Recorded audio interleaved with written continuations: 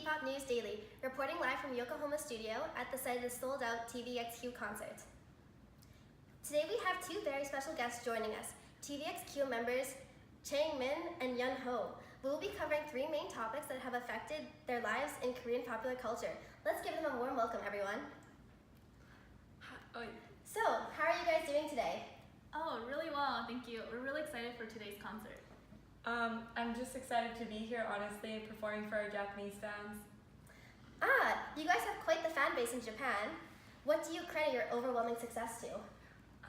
We actually started in Japan by promoting small groups, regularly release single albums in Japanese and gaining momentum in hopes of one day being able to perform at Tokyo Dome, which we have achieved now. Wow. We also recorded our albums in Japanese in order to appeal to a larger Japanese fan base, and this was a very influential factor in our success in Japan. Wow, congratulations. In an article by Nasim Kadosh Otmazin, she states how shared popular culture can create a sense of commonness. Do you believe that your promotions across East Asia helps foster a sense of community for your Korean fans as well as your Japanese fans? So it definitely has created a bond between our Cassiopeia because of the shared communications between them. As Otmazin states, quote, popular culture consumption creates a special bond based on shared experiences between consumers, end quote. We truly believe our music brings people together across the globe, and for that, we're really grateful. Aw, that's so sweet. It sounds like you guys really care for your Cassiopeia. From an article by James Turnbull, he focuses on advertisements and endorsements by Korean celebrities. He touches on the subject of idols being under the strict control and micromanagement between advertisement contracts and their management companies. Korean talents have much greater expectations and go through lots of training to increase their popularity globally, and also have a wide stream of endorsement companies wanting various idols to endorse their products. Such training includes language, vocals, and dance in order for them to stand out from other various famous idols. Idols are also under strict control and micromanagement to portray a certain image that the management companies want them to portray. James Turnbull states, quote, celebrities in Korea are held to much higher moral standards than the public, end quote, as they are not just representing the company itself, but also are the faces of Korea to the public. So, has it always been a smooth journey to success? No, we have had our ups and downs throughout the years, but the two main struggles resulted in us taking two breaks, which would be our former members leaving SM Entertainment, as well as our conscription enlistment to the military. Within the company, there was really never a break. You either were fulfilling the schedules as planned no matter what, injuries, hurt vocal cords, or even any accidents. So the constant push was draining and tiresome as human beings. There are some cases where working and being in the spotlight has negatively affected your health? Unfortunately, yes. I was rushed to the hospital due to being poisoned by apparently an anti-fan. I had super glue be put in my drink, and it caused a bunch of issues. Wow, I'm really glad you recovered. That must have been a really traumatic experience. So, do you find the job affects your mental health at all? I know there have been some issues with negative comments and that really negatively affecting idols. For instance, Heron Shin states that K-pop spectatorship is a real thing. Well, we try to stay positive and focus on bettering ourselves and the love of our fans, but there is a public demand for perfection, but we are just people, and sometimes it does get to us. I agree, especially after the tableau incident, where he had to prove to so many of his fans and so many people that he had his degree in personal documents just to fulfill the need of the spectatorship and online netizens.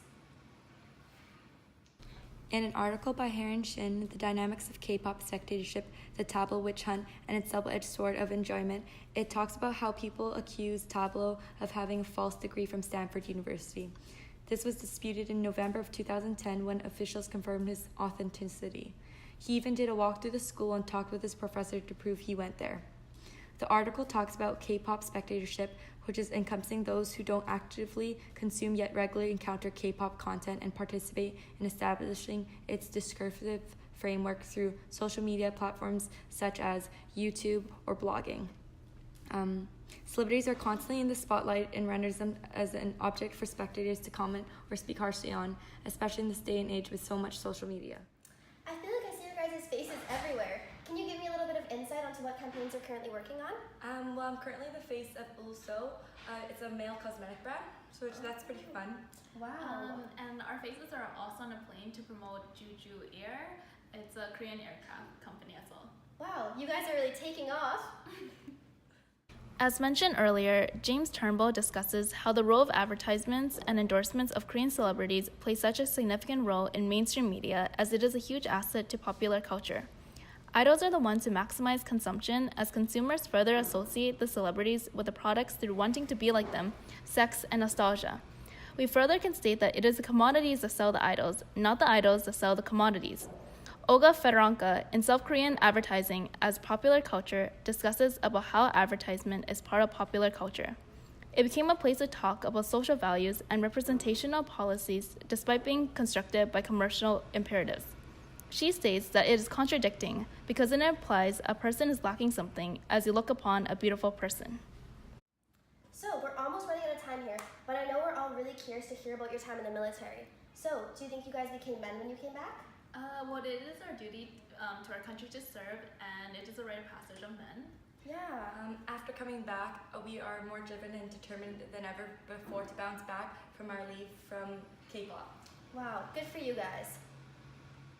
In an article, Militarized Modernity and Gendered Citizenship in South Korea by Sang-suk Moon, he primarily focuses on how the role of men and women changed due to militarized modernity. It is a constitutional duty of every Korean man to do military service, pay his taxes, receive mandatory education, and work for the nation. Once enlisted, boys become men after being discharged from the military. The whole purpose of enlisting in the military is to reform oneself, improve one's image, and have a true sense of belongingness to the nation.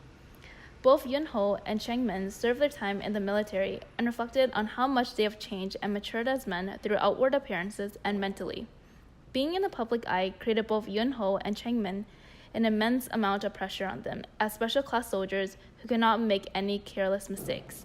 On the other hand, as they are celebrities, they do get special units where they're treated in a more lenient and tolerable manner than other soldiers conscripted to the military.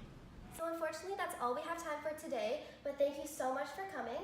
Do you have any last messages for your fans? We love you guys and thanks for supporting us. Make sure to get your tickets and watch our concert tonight. Thank you. Bye!